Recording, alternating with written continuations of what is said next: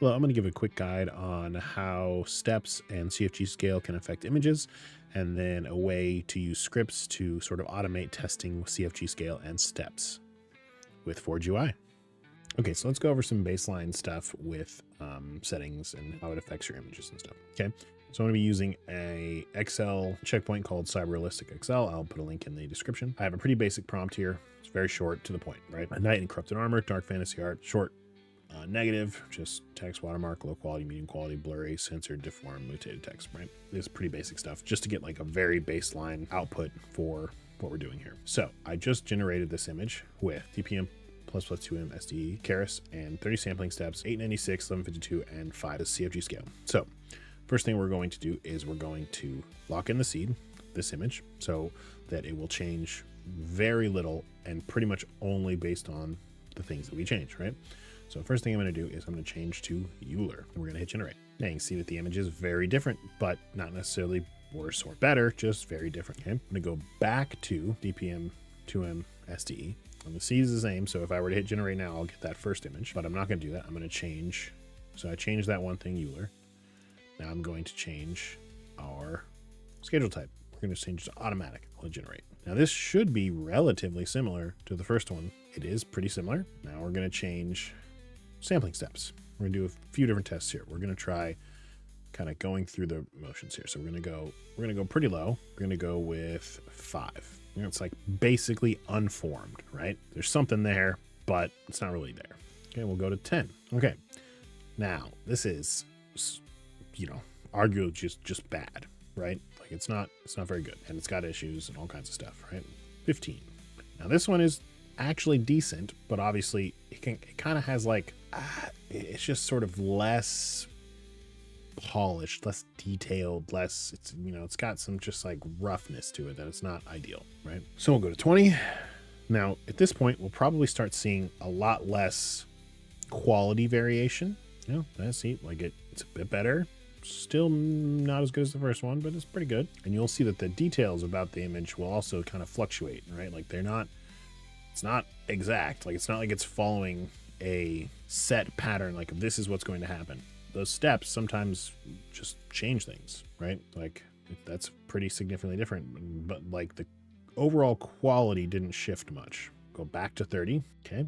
Now there's still, you know, I wouldn't necessarily say this is much better quality than probably about 20, right? We'll go ahead and go to 35. And again, this is going to be pretty dependent on your system as far as like how many steps will matter as far as how, but more steps means it takes longer, right? Okay, so again, we're not really seeing like a lot of quality increase at this point. Go to 40, still not really a quality increase. We're gonna do some bigger steps. We'll do 10 this time. Up to 50, again, not really a major quality increase. Go to 60, again, not really much of a quality increase. We're now at 60, which is double 30, meaning it takes twice as long to make this image as it took to make the first image, the 30 image, right? Let's make a big step up. Let's go all the way to 90 and see if we get any kind of benefit from going all the way to 90. That's 3 times as much. Okay. Doesn't really seem that much better, right? So that's 3 times as long. So as like a sort of just a comparative test, we'll bring it back down to 30. We'll reset our seed so it's just randomized again. We'll change our batch count to 3. So that's basically, it's going to generate 3 images at 30 steps, which is approximately equal to, not exactly the same, but approximately equal to generating 1 image at 90 steps. And then we're going to get varied images because the seed is different, but we'll also get 3 different images to sort of compare against each other. Okay, now these images are all pretty similar, but they are different. And you can see that the relative quality of them is all about the same. And again, that sort of took about the same amount of time as doing 90 steps. So this is not to say that there will never be a scenario where you want to do more sampling steps, but you only want to do as many as actually make a difference for you. So it's something to test out and adjust based on the checkpoint you're using, the prompt you're using, all the other settings you're using. But more steps doesn't necessarily mean better image past a certain point. Okay, so now we've got DPM ++2M SD, automatic, and sampling steps. We're going to keep all of those the same. We're going to go ahead and leave the width and the height alone, and the switch width height, so it's in a portrait view. We're now going to play around with the CFG scale, kind of like we did with the sampling steps. So first off, just to give us a baseline, we're going to generate another image at 30. This is a CFG scale 5 image. Okay, so just to give us a baseline, we're going to generate an image with all the same settings, DPM++, 2MSD, automatic, sampling steps, CFG scale 5, right? So this is the image we got. We're going to save that seed. So we're going to reuse this one. Now we're going to bring our CFG scale all the way down to 1. We're going to do it again. Okay, so CFG scale 1. Now, this is not a very good image, but it's not as bad as some images you get when you put the CFG scale really low, right? This is like decently fine. Now we're gonna go to 2. We're gonna skip over a lot of these small ones just to make this faster. Okay, that image is better. Looks a lot like the CFG scale 1 image, but slightly better, right? This one's on the point of being, you know, pretty good. It actually has kind of a more realistic look to it. Not exactly realistic, but you know, whatever. Okay, let's go 3. Okay, pretty good. 4, about the same as 5. We'll go ahead and do 5 again. Okay, we're gonna go to 6. Okay, we're already starting to see a little bit of the problems you start to see with CFG scales higher than a certain threshold for a given checkpoint. You can kind of see how like it's almost starting to get kind of washed out. We'll see if that continues when we go to 7. 7 looks better than 6 did, but it's still kind of starting to have kind of weirdness coming in. You can see, just like the steps, the CFG scale does have an effect on the overall picture, even if the seed is the same. You can see we're starting to get some weirdness. But honestly, this model doesn't seem to be having as negative effects as early as I would suspect. You see, it's getting worse and worse, where it's like, it's kind of getting into this weird place again, where it's like, it's sort of looking like when we had low steps, or it just has an issues. I'm going to start doing a little bit bigger steps. Let's go to like 12. Again, about the same. We'll go to 15. Okay, so 15, we've got, you know, I mean, again, there might be a scenario where you want something to look like this, but obviously it's not very good. Okay, so as part of this, an easier way to do everything I just kind of showed you.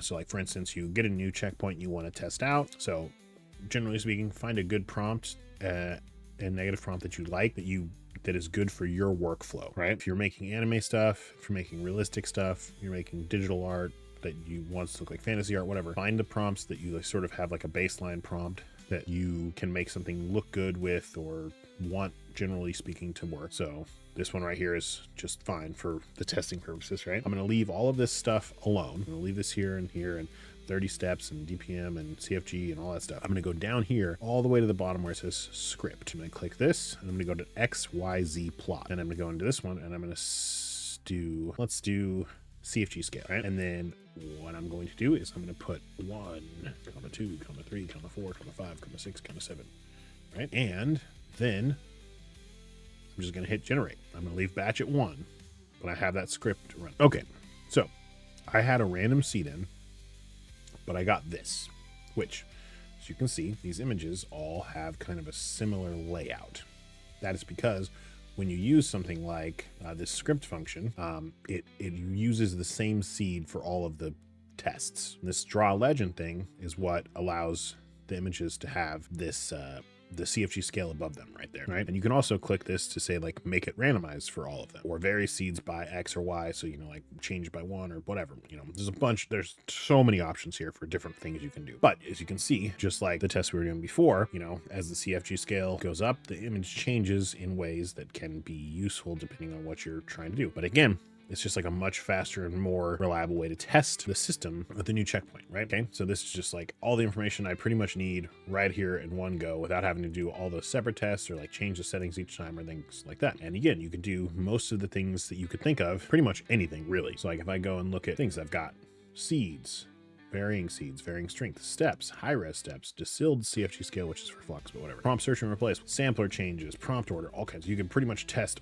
all kinds of things, right? Let's just go to steps, and we're going to do what we did before. 5, 10, 15, 20, 25, 30, 35, 40, 45, 50.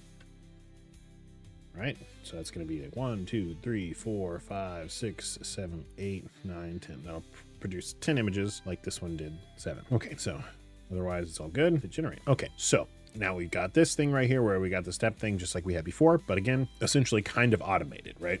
Good for testing. And you could theoretically do multiple of these at the same time to have like a, essentially a grid of tests rather than a line of tests. So that's very useful for those kind of testings, things like that. Here's another example of CFG scale differences. So we've got, variation for like how far up the scale of CFGs goes to how it starts to affect image output.